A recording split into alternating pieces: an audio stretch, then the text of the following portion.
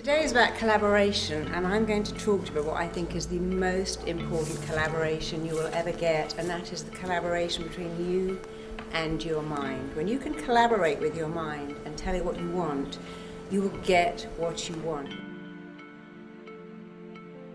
What I believe is you need to know 4 things about your mind, and if you put these 4 things into practice, you will have success across the board at every level. So let me tell you what these 4 things are about your mind.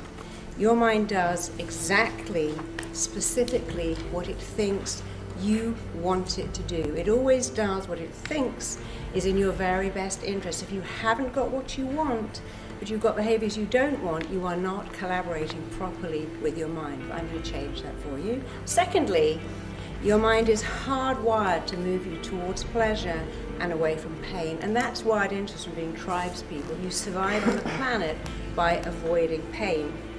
Thirdly, the way you feel about everything all the time is only down to 2 things: the pictures you make in your head and the words you say to yourself. And fourthly, your mind loves what is familiar. It is programmed to keep going over and over again for what is familiar. If you want to succeed at any level, you have got to make what is familiar unfamiliar and what is unfamiliar familiar. So let's start with 1. Your mind does what it really thinks you want it to do. It's always acting in your own interests. And your mind listens all the time to your language. It works out what you're doing and feeling by the words you're using. So if you say, "These exams are killing me, I'm dying under this paperwork, my boss is a nightmare, I'm overwhelmed, I can't cope with the stress." When you say, "I'm dying under the pressure, this workload is killing me," you are telling your mind you don't want to do it. And if your mind thinks you don't want to do it, guess what? It will encourage you to procrastinate, bunk off, and not apply yourself. Your mind is so very, very specific to the words you use that if you say, "I'd love a week off in bed, I'm overwhelmed with this stress, I just wish I could have a week off at home lounging around," your mind goes, "There you go, I've given you the flu. Didn't you ask for that? You said you wanted a week off in bed, and I've given you the flu. There's your week off." If you say, "I'm dreading having to give that presentation next Wednesday, I'd do anything to get out of it," your mind's like, "Okay, why don't I wake you up with a migraine or an upset stomach?" There's your get out of the presentation behaviour. And that sounds a little silly, but that is how your mind works. So I worked with a footballer who came from nowhere. He was playing for not any division team, and he went straight into the Premier League.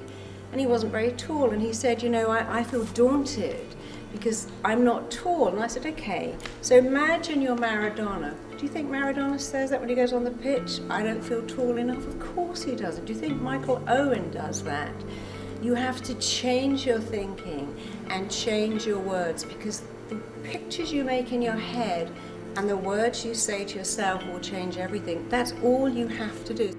Arnold Schwarzenegger said, "Modesty is not a word that applies to me in any way at all. I hope it never, ever does." And I love that. And Muhammad Ali said, "It's people's fear that stops them taking on challenges." I told myself I was the greatest before I even was. I believed in myself. And then guess what? I became the greatest. So what a concept. He told himself he was the best, and he became the best, but he didn't just go, "Yeah, I'm the greatest me." He trained, he worked out, he was disciplined, he believed he was the best. And I worked with the top of their game, top CEOs, top actors, top everything, top rock stars. They all have to tell themselves they are the best, because what's the opposite of that? "Oh, I'm just average, I'm not really good enough, I can't really do this, it's too hard, it requires too much commitment."